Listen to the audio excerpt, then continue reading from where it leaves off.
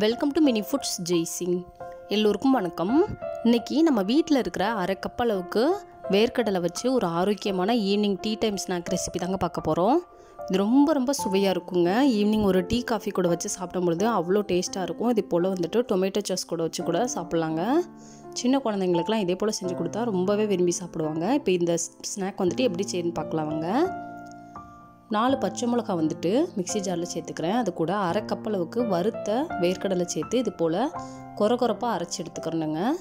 ரொம்ப நைஸாக அரைச்சிடக்கூடாது. இது போல் கொரப்பான பதத்துக்கு அரைச்சி எடுத்துக்கோங்க. இது கூட 1 கப் அளவுக்கு அரிசி மாவு சேர்த்துக்கலாம். நம்ம இடியாப்பத்துக்கு யூஸ் பண்ணுறோம் இல்லையா, அந்த அரிசி மாவு.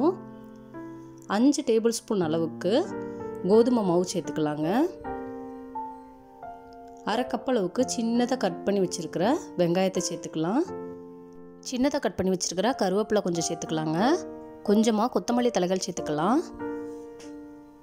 1.5 ஸ்பூன் அளவுக்கு இஞ்சி பூண்டு விழுது சேர்த்துக்கலாங்க.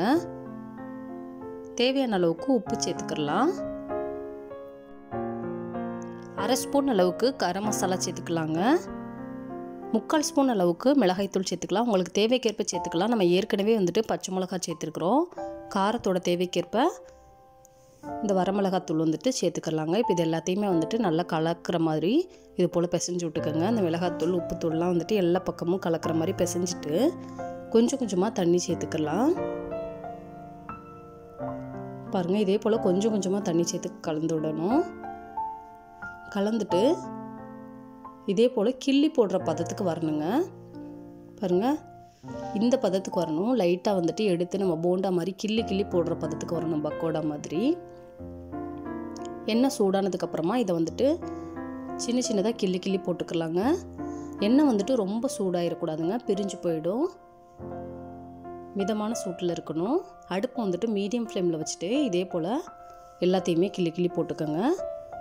பாருங்கள், ஒரு 3 நிமிஷத்துலேயே ஓரளவு நல்லா வெந்துருச்சு. இப்போ மறுபக்கம் வேகிற மாதிரி நல்லா எல்லா பக்கமுமே இது போல் கலந்து கொடுத்துக்கோங்க. அவ்வளோதாங்க, நல்லா வெந்துருச்சு. சுட ஒரு ஆரோக்கியமான ஸ்நாக் ரெசிபி நம்ம வீட்டில் இருக்கிற நிலக்கடலை வச்சே செஞ்சாச்சு. இந்த வீடியோ உங்களுக்கு பிடிச்சிச்சுன்னா லைக் பண்ணுங்கள், கமெண்ட் பண்ணுங்கள், உங்கள் ஃப்ரெண்ட்ஸ் அண்ட் ஃபேமிலிஸ்க்கும் ஷேர் பண்ணுங்கள். இதே போல் சிம்பிளான ரெசிபிஸ் வீடியோ தொடர்ந்து பார்க்குறதுக்கு மறக்காமல் நம்ம mini foods Jaisingh channel subscribe பண்ணுங்கள். தேங்க்ஸ் ஃபார் வாட்சிங்.